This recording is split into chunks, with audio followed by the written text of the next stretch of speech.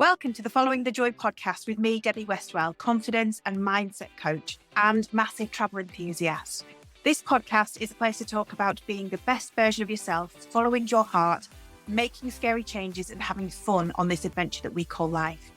I'm your biggest cheerleader and I want you to know that it is never too late to start over and make a life you are excited to get out of bed for. So let's go and get following the joy. In today's episode, I'm talking to Amy George, who is a mum of two, and she is a confidence coach for mums. And if Carlsberg did confidence coaches for mums, Amy George is your woman. And we talk all about how she left her career in Carlsberg. She started up a different business. We talk about how people kind of lose their confidence whilst they are a mum. And, you know, it applies to everybody in general, not just if you are or aren't a mum in life. We talk about trying to balance work and family. She gives us some great tips on how to be confident, how to manage our lives. We talk about celebrating every single moment and looking back. And in general, it's just such a lovely, warm-hearted conversation from a mum's point of view of how we can make that balance and how we can have that ripple effect as when we make ourselves happy and set our own boundaries. We talk about boundaries and, you know, say no to things and put our priorities in place, that it has that wonderful ripple effect on our families, our lives, our children's lives. So keep listening. I hope you enjoy it as always. And let me know what you think. Hi, Amy. Welcome to the Following the Joy podcast. Thank you ever so much for being here with me today. I'm so excited to talk to you. Thank you for having me. I'm excited too. Oh, fabulous. Oh, it's wonderful. You are definitely going to appeal to loads and loads of people. So for our lovely listeners out there, can you please just go ahead and introduce yourself?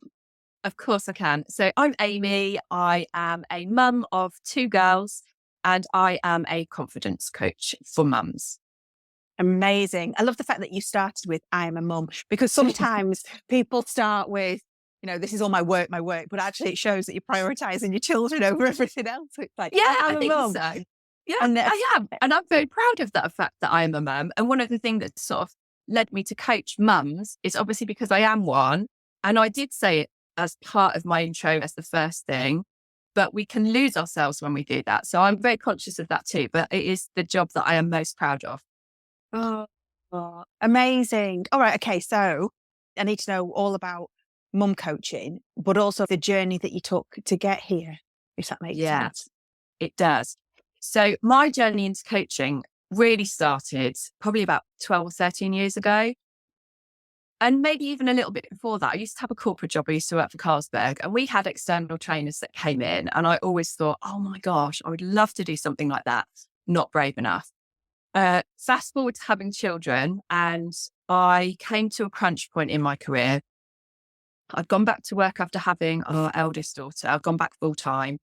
Then we had our second daughter. And at the point at which I would be going back, our eldest was starting school. And so it was a real crunch time for me I wanted to do school runs. I didn't want to stop working. I enjoyed my job, but it was all about getting that balance right.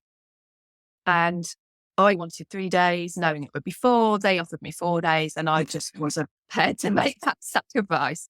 And also when we looked at the finances, and this is going back 12 years, the wraparound care that we would have needed around the school hours and then the nursery fees, really for the hours that I was doing, it just wasn't worth it. The sacrifice wasn't worth it. Mm. So I took a huge leap and started a franchise or bought a franchise in music and sensory play sessions for babies and children. Wow. So it was actually a friend that suggested it to me. And at the time, I was like, I've never even sung karaoke. What makes you think I'm going to be able to go and sing all these kids songs to kids? And it was such a huge leap and a massive risk, but it hugely paid off. And I've only just recently finished doing that. So I finished running that business at the end of 2023. And my sort of step into coaching came in that journey, really. So the majority of the people that were coming to classes were mums. And I am a talker, so I obviously was talking to lots of them and listening to what they were telling me. And it became apparent that lots of us suffer from a confidence dip when we become parents. We can be 100% confident as a parent. I have always felt very confident as a parent, but as a human in the adult world, as a parent, a lot of us don't feel confident. We lose our identity. We lose that sort of self-worth that we get from going to work, being with other adults. And so it became apparent to me that there was a real need for extra support for mums. And in lockdown, I trained as a coach. And so that is kind of how I've got to where I am now. Amazing. Oh my goodness, there's so much to unpack there. And you're so right on so many points. So, I mean, people listening are probably nodding along in the fact that like, it's really difficult. It's still really difficult, even in this day and age, to have that mum career. We're told that we can have it all, but actually, like you said, it is really difficult. And childcare is not getting any cheaper. And I think what you said there, the word that was really important is sacrifice, because you were saying, it's not worth the sacrifice to not spend my time with my children. And you would have ended up working. And I've been in a similar situation to you where I asked for 3 days of work and I got 4 because they met me halfway. I should have asked for 2 days and they might have met me at 3 or 3.5. But, it's that kind of putting yourself, I'm all about self-care and putting yourself first and putting your boundaries in place. But for the balance of what you're going to get, like the benefits of going back to work, yes, you become an adult human again. Yeah. But, with it comes the stress and the deadlines and the getting to work. And then what happens if your child is sick or needs to go to the doctors and you're in the middle of work and, and then you've also got to pay for childcare and stuff like that. And I think, how many mums just get in their brains going, what am I supposed to do? I'm wearing too many hats. I can't do everything. And actually what you said, that word sacrifice just keeps coming back to me because it's super important. Like, are you sacrificing your time with your children for the benefit of being yourself? And is there a way of balancing it? Some companies are great now, though, aren't they? They have crashes at work or whatever, or, they do give you that kind of balanced work. I know I used to work in the civil service and there was people who worked term time, part-time there. So that meant that every holiday that they were off, every school holiday they were off, and they only worked certain times during term time. And obviously civil service does flexi working as well. So you can, flex your times to kind of to suit your lifestyle. And they are good at that for mums. But so, I mean, I guess it was scary when you kind of started the baby sensory, but it fit into having your children and an area that you were confident in or learning to be confident in. If you definitely learned to be confident in that. But, that was such an amazing journey for me. So because I'd had a corporate career, I'd gone to university and was very much, that whole, how I guess society, maybe not so much now, but probably still a bit, is like, you go to uni, you go down there, you're on that sort of train going down. And that was really scary coming off that. And it took me probably about maybe 4 or 5 years to be able to proudly say I was a children's entertainer. Like, I just couldn't bring myself. I think I'd just been so like, I don't know, shoehorned down. This is how you're going to be. This is how you're going to be. That coming out of that was really outside my comfort zone. And then eventually I was like, you know what? Actually, I'm not saying I was bad when I first started, but I certainly wasn't confident when I was running those first few classes. But I asked for lots of feedback and I had some lovely, lovely clients to start in those early days. And they were so supportive and helpful of my journey. But by the end of it, I could confidently, without any arrogance, just say, I was really good at that job. Yes. And that was an amazing thing. But it took me a long time to get to that stage. But I think you sort of hit on a couple of points there. Like, the nurseries are obviously expensive, that is just how it is. But then you get to schools and it's just how you manage the school holidays. Yes. Like my sister-in-law, she did go back to work full time through choice because she knew, and again, this comes down to how everybody is different as well. She knew for her, she was going to be a better parent if she went to work because that was really important to her. Yeah. Not that her children weren't, but she knew that she would show up better having. She needed the 2 different aspects of her life. Absolutely. Yeah. So it's really important to recognise that as well. But when her kids were younger at school, she had a spreadsheet for where they were going in the holiday, particularly in the summer.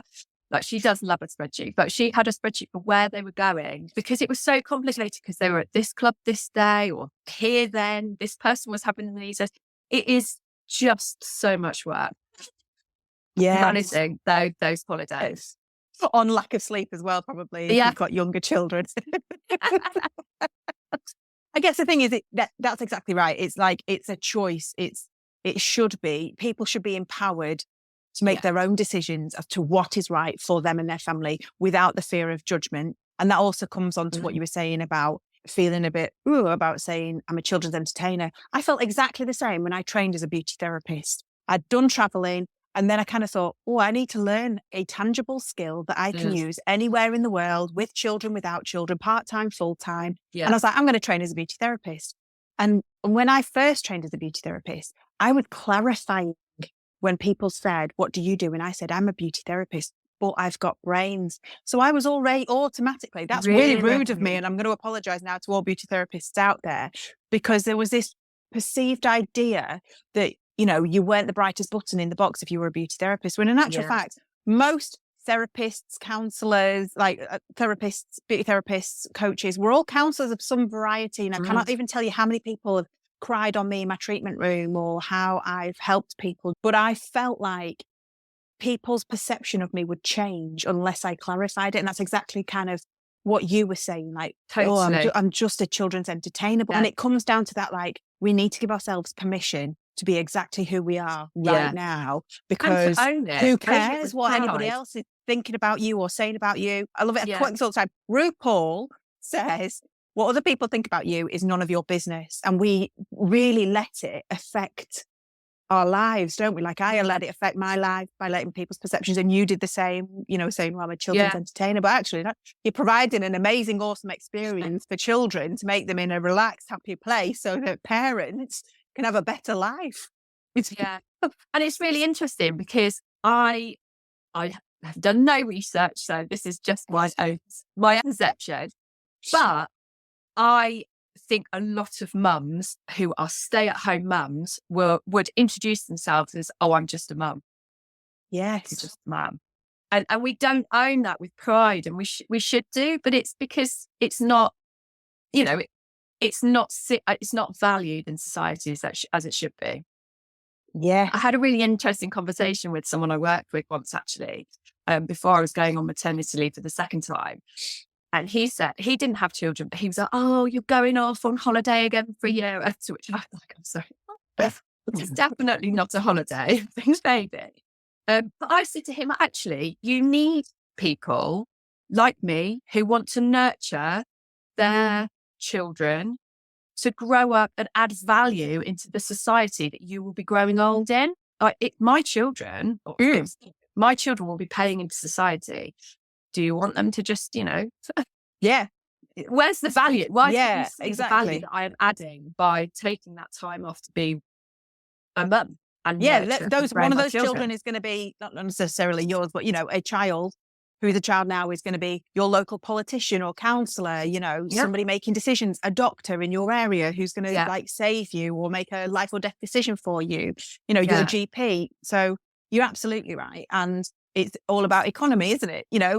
We want a nice balance of everything. So it's that huge ripple effect. But also, as a just a mum, and I'm saying that with my fingers in the air, like doing the little quotes, Joey style from Friends. It's like, you're a cleaner, you're a cook, you're a, negotiator for problems, you're a time management expert, you are a manager, you are a budget holder, you are an accountant. Like, you literally have so many hats on. You're a creative director. And it's always changing. I often used to talk about this in classes with mums. They'd be like, oh yes, we've just got to this stage. And I'm, inside I was like, it's gonna change. We talked about the different stages that you have with children, and you just feel like, yes, I've mastered this routine, or yes, I've mastered whatever stage it is. And then they go and grow a bit, and you're like, we're in a different stage now. And, people say, it's such a lovely stage when they're like this. And I've always said, you know what? Every stage of a child's life has pros and cons to it. and you just got to roll with it. But as a parent, you are adapting and you are learning all the time. As they get to that new stage, and then when the joy of hormones kicks in, you've got a whole nother, okay, now I've got to learn how to parent a teenager and negotiate and manage. I mean, I've always been one to pick my battles, but I have to be a bit more careful about the battles that I pick now because they can blow up in front of my You're a eyes. conflict resolution specialist. Yes, I love that. All these skills that not just for mums. Yeah. Not just for mums, though. I mean, like, I'm not a mum, but, it's like all those different phases. You start a new job and you kind of start that learning process all over again. So like you're saying, every phase that comes up in your child's life, it's like relearning all over again. But every phase that comes up in your own life, you start a new relationship, you're learning about them. You start a new job, you're learning about them. Even like you want to eat more healthily, you've got to learn how to cook the foods that you're buying if you've never bought something before, So everything in life, if we take that kind of like 30,000 view and zoom right back out again, is a learning process. But that's where our confidence takes a hit when we're not an expert in something. But we can't be an expert in something all the time, can we? No, we can't. And for me, in my parenting journey, my lowest confidence as an adult, if you like, was actually when I was returning to work after I'd had our eldest daughter. I was going back to a job I knew. I was going back to a building I knew. Some of the faces had changed, but some hadn't. Some of the systems had changed, but some hadn't. I was more nervous walking back into work that day than I had been when I first started that job because I was going back as a different person. Yes. And obviously they were expecting old Amy to come back and actually new Amy came back and my priorities were different. And it was a real knock to my confidence going back then. And, that's what I've seen a lot of as a session leader working with mums, when they get to that point at which they're going back to work. Because also, you've been generally so used to talking about children and things like that, that adult conversation is not you haven't had it as frequently as maybe would have done in, outside of that first year of your child's life. Yeah. And also you weren't referred to as Amy, you were mum all the time or mum or mummy or whatever it is. And then so mum. Yeah. You were going back to being Amy again in like, who is Amy? Who is she? Yeah. I put her down like a year ago. Where and is they take her back up again now. Okay, so how were you feeling? So how was that like low confidence manifesting itself in you? Just so that people who are listening who might not realise that they are feeling a little bit low in confidence might start to hear some of the trigger signs. So I guess for me, I'm quite an outgoing, chatty person most of the time. I definitely didn't feel like that. I felt quite small. For me, I think it was more internal. I don't know that people outside would have said I was feeling unconfident, but definitely for me, I was. The nerves were real, the tears. And some of those tears, I think, were probably a guilt, for dropping my daughter off and going to work. I didn't want to go back to work full time, but I had to go back to work full time just to keep the roof over our heads. So there would have been a lot of guilt mixed in there. So that's, the tears definitely there. I guess that's it though, isn't it? It's like you're constantly questioning yourself. Am I doing the right thing for me? Am I doing the right thing for my children? But also, like you said, I've got bills to pay. So it's not like I can just quit. In an ideal world, I'm sure most people would just be like, I'm done. Yeah. You can't do it. There's a mortgage, bills to come out or whatever. So I think if anybody's feeling like that and just, I guess that's where you lose your confidence because you're just questioning every single decision. Yeah, you are. There's a lot of self-doubt that comes in and it is really hard. And also I had to be much stronger with my boundary setting when I went back to work. And then that piles a whole nother load of guilt on. Meetings in the corporate world are renowned for being long. And there were a couple of occasions where, 3 children, I'd have stayed till 6, 7, 8, whatever.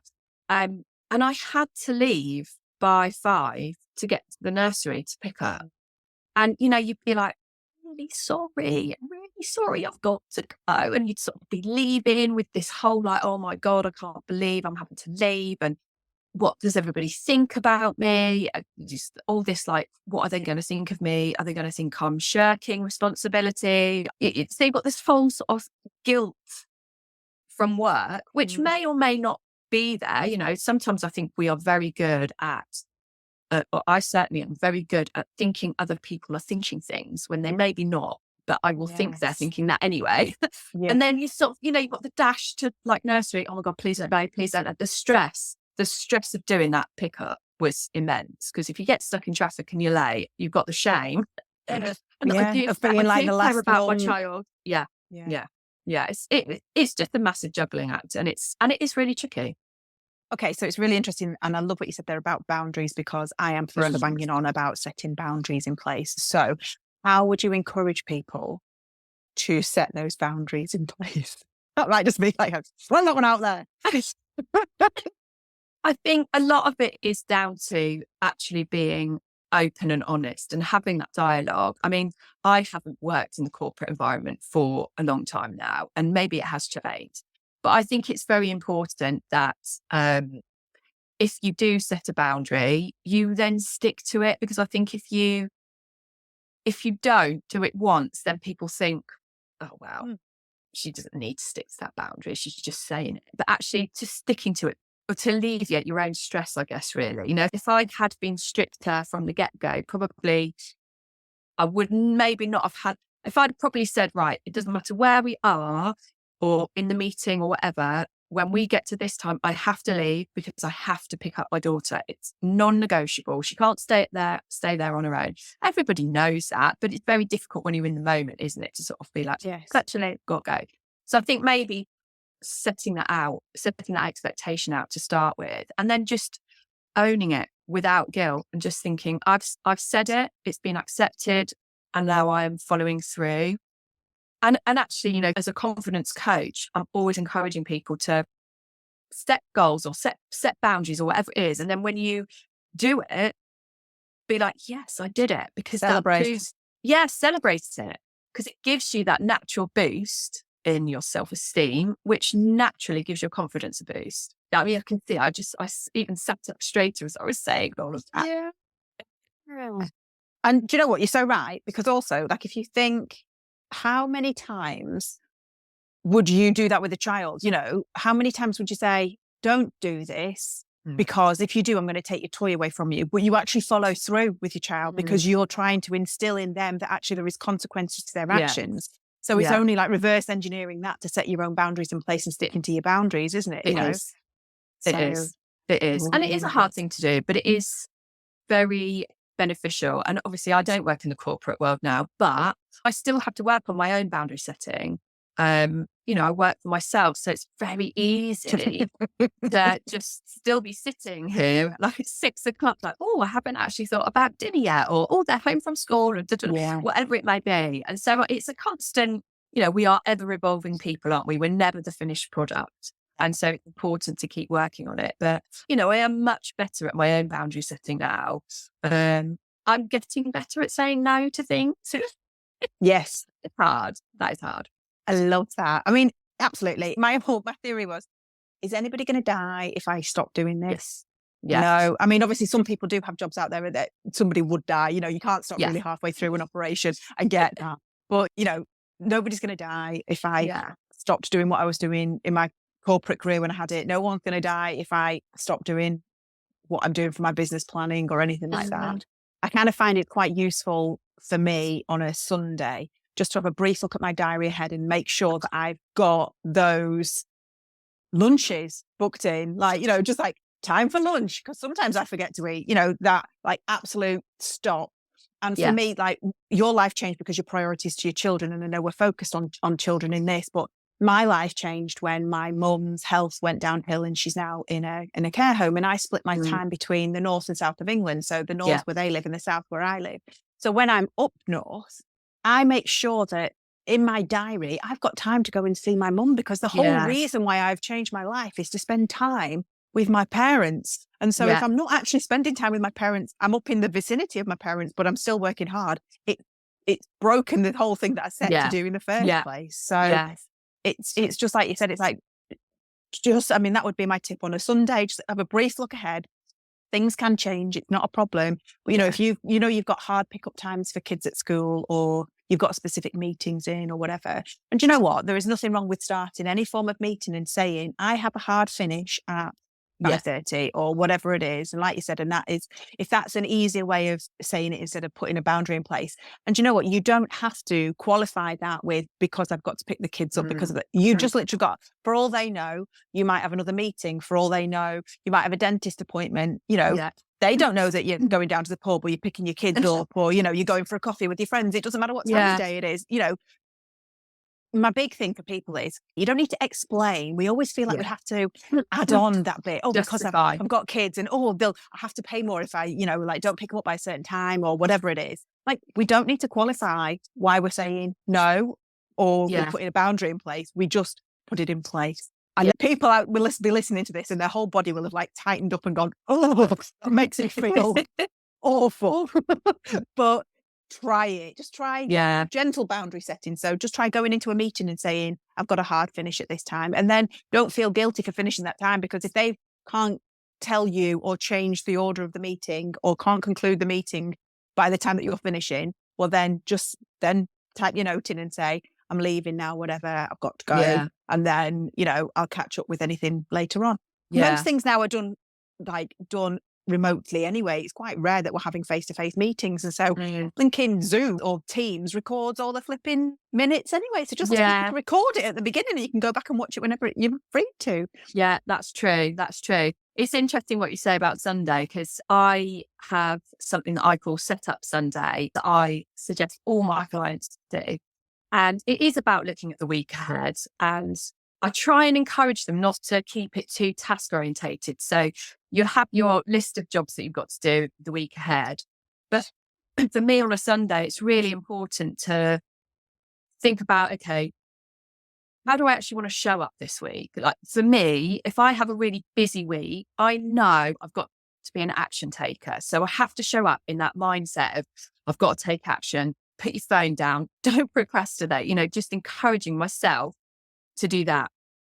I'll encourage my clients to have a word of the week as well. And actually what I do tell them to add in there as well is self-care. Oh, so, yeah. Okay, 100%. This is your week ahead. You're here, there and here, there. When can you add in some self-care? And it might be, when people talk about self-care, and I'm a firm believer that it is hugely, hugely beneficial. But when a lot of it is like, go for a massage, have a long bath, these things are not always accessible to mums. And so it's just like, well, how am I supposed to do that? So I'll say, okay, can you take a 5-minute walk? 5-minute walk on your own, or when your partner gets home from work, can you go for a 20-minute walk around the block on your own? I always say it needs to be something for them that's going to light them up.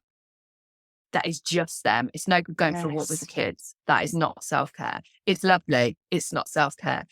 Can you add 5 minutes onto your evening routine so that you slowly and carefully and lovingly apply your skincare routine? So it's all about adding that self-care into a busy mum lifestyle. But, I encourage them to plan that into their week ahead on a Sunday.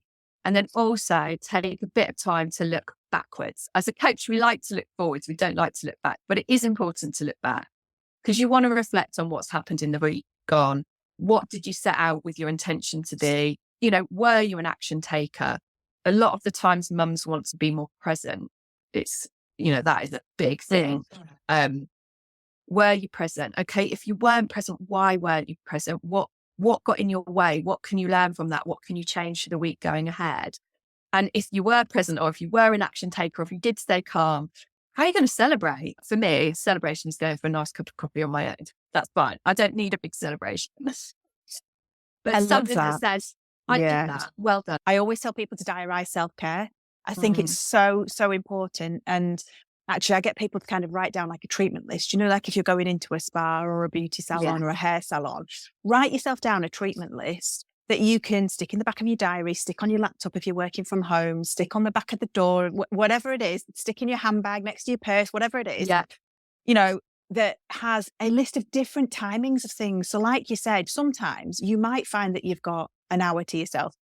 I mean, you might not, but let's hope. And you could have that bath, or you could do something a little bit longer. And if you're in a position where you can afford to go and pay for massage, beautiful. But Yeah. if you're not and you're busy, or if your kids are doing your wedding, and again, I'm not a mum, so disclaimer that the advice that I may give you, you might just go, what the heck? Put them on their iPads or whatever for 5-10 minutes while you go in, whatever, take 5 deep breaths, scream into a pillow, like sometimes it's a coping mechanism rather than a self-care. There's a fine line between the two. But if you've got that treatment list, when your brain is exploding and you don't really know what's going on, then you can literally look at that treatment list and go, oh no, that's really easy to do.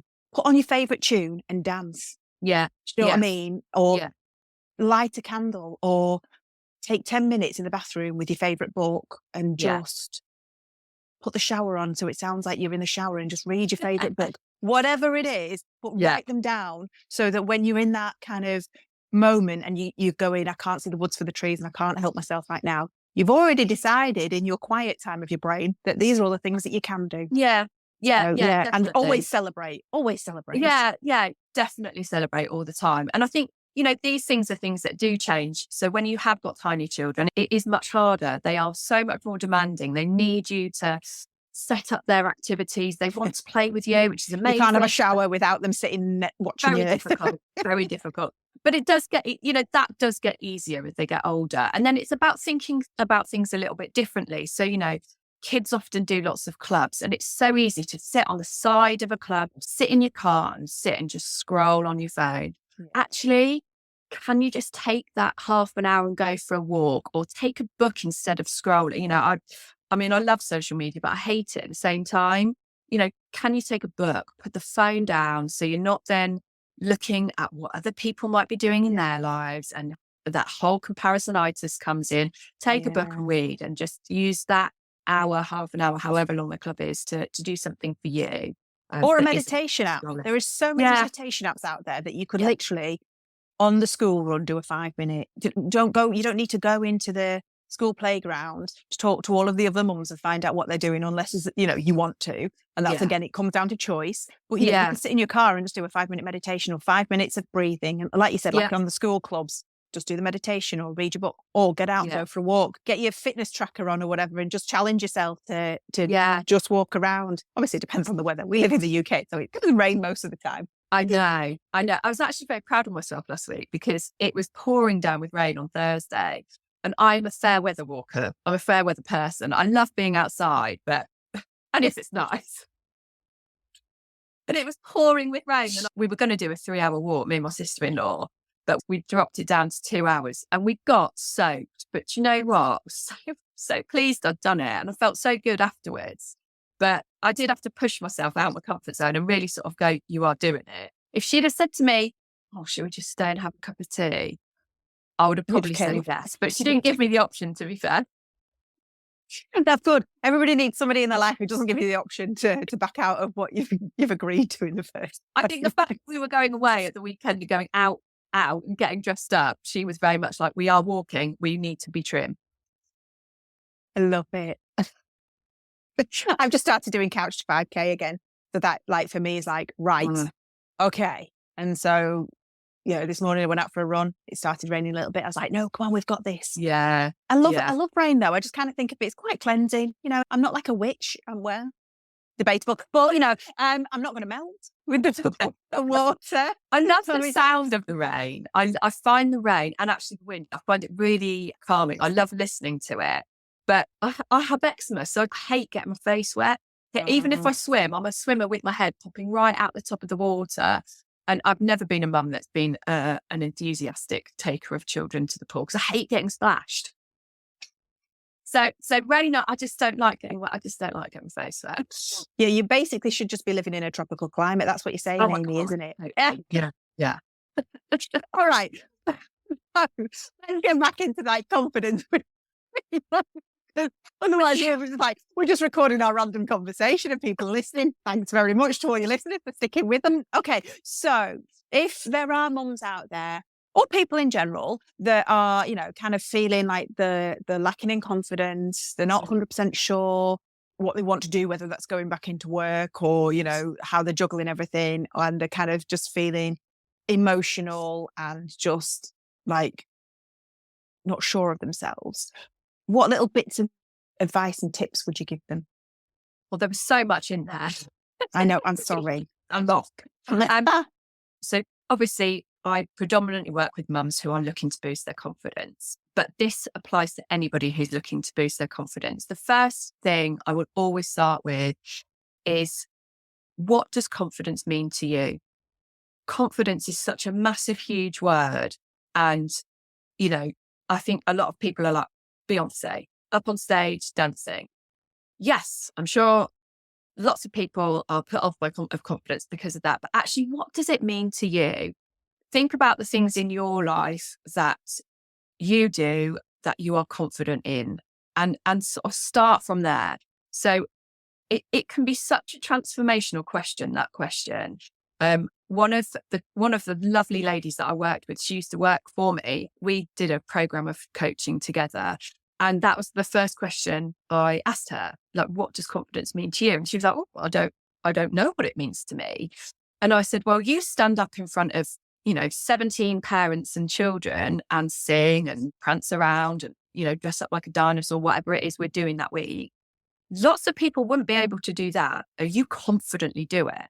And she hadn't even thought about the fact that she does that confidently. So then she was like, oh, actually, I have got some evidence for my brain that I can do things with confidence. And so then it was about, okay, so you're confident there, you don't feel confident here. Why don't you feel confident there? Let's pick up some of those things that you do feel confident doing, transfer those feelings over, and, and build your confidence from there. But I think it's such a key question, because everybody's confidence levels are different and what they are aspiring to get to is different. And so it's really important to ask that question, what is confidence to you, as your starting point? Yeah, you're so right, because I'm the same. I can stand up in front of thousands of people and talk. And I've even done it not really knowing the subject of what I'm talking about. But I am that confident. However, when it came to talking to guys that I quite fancied and stuff, I would be like a gibbering wreck, not being able to get my words out, just not believing in myself. And then on the flip side, if they saw me on a stage, I would terrify them, quite frankly. So you're absolutely right. And I love the fact that you just said there about finding evidence in other areas of your life that you are already nailing something. Like, if you're on another lady I was talking to was like she said a sliding scale. So everybody's got a sliding scale of 1 to 10. And 10 is like, you're an absolute expert in the field. People come to you for help. And 1 is like, you're a complete beginner. And we've all got different areas in our lives where we are either at the top and we've got to remember that some people are behind us and we can help them, or we're at the bottom, but we've got to remember that actually they've got there because they started at the bottom and we can just learn. And I think confidence itself is a word that we throw around a lot, isn't it? But I think confidence only comes, especially with an action taking, it only comes once you've completed the action. So like you said before, like your brain's telling you, oh, this person's saying this about me and this. So your brain tells you very, very silly things that we believe because it can't predict the future. And so it tells you, oh, if you stand up on that stage, it's going to go terribly, terribly wrong because, and it's seen a video or something and that's where it's happened. So it's fairy story. So it keeps you safe, like you said. But and I love it. So you only become confident after you've done the action to prove to yourself that you can do it in the first place. Yeah. So the first step to confidence, I personally believe, and I don't see if you agree with me, is just that little courageous step. Totally. As soon as you take that first step, your next foot can follow and follow. And there's a great picture. I've forgotten who did it, but it's 2 ladders, and one ladder's got very big spaces between the rungs, and the other one has got little spaces. Ultimately, you get to the top of the ladder on both of those pictures. But the first ladder with the massive spaces, it's so hard because you've got to reach a long way to get to that second step.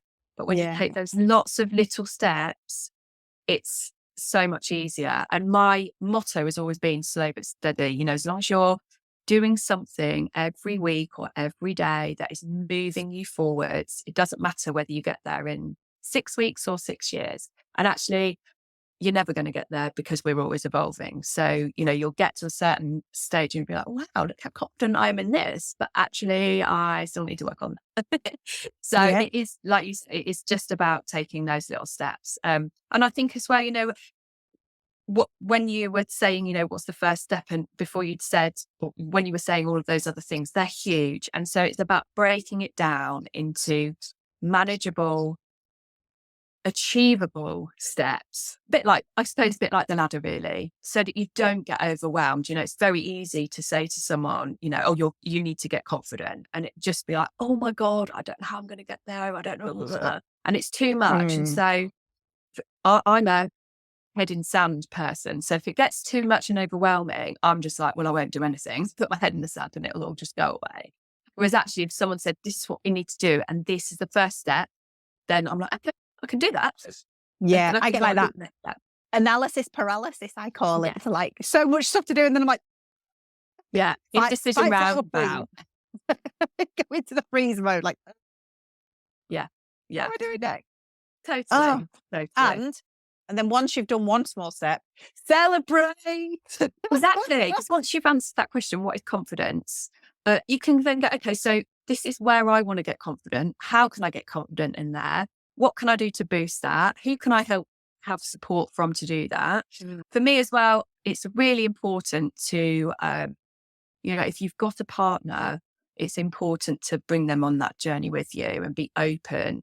My husband doesn't do any personal development like I do. He doesn't sit and do it, but he's more than happy to talk about it. And because we've always had an open dialogue about it, on those rare occasions where I do say, do you know what, I'm going for a bath, he will just be like, yeah, fine, go. There's never, oh, well, what about this? And what about that? Oh, he's like, yeah, I'll do dinner. I'll do this. Kids, leave mum alone. Because he knows the benefit because we've had that open dialogue. So it's good to get that support if you can as well. Yeah. And then that comes back to your boundary setting and the self-care as well with that whole thing. It's just like he knows that your boundary is in place now because you've gone, I just need. Yeah. Because also you don't want to be shouting at your kids as a follow-on effect because you're stressed at work. You need 5-10 minutes or whatever. If you need 5-10 minutes to just breathe out, have a bath, whatever it is, and you've got a supportive partner, then that's awesome. And it works both ways. Like some days, I don't talk to many people in the day if I'm working at home and it's more of an admin day. And I know that I need to give my husband just a few minutes when he gets home before I start talking to him. Because his job, he does a lot of talking and listening in his job. So he's like, I just need 5 minutes when I come in before you all three of you start like chatting away at me. So it works both ways. Yeah, absolutely. Oh, I love that. Amy, you're fabulous. Right. Okay. How can people find you, work with you? So people can find me over on Instagram or Facebook at Amy George Coaching. I have a 12-week transformational program for mums called Time for Mum to Shine, which is all about finding confidence, boosting self-esteem and self-worth. And I also am very excited because I do have a membership launching in 2024 called the Confident Mums Club, which will have monthly trainings. We're going to have guest experts in there to talk about CV writing for when you're going back to work or dressing for confidence, all sorts of things. So they're the places that everybody can find me.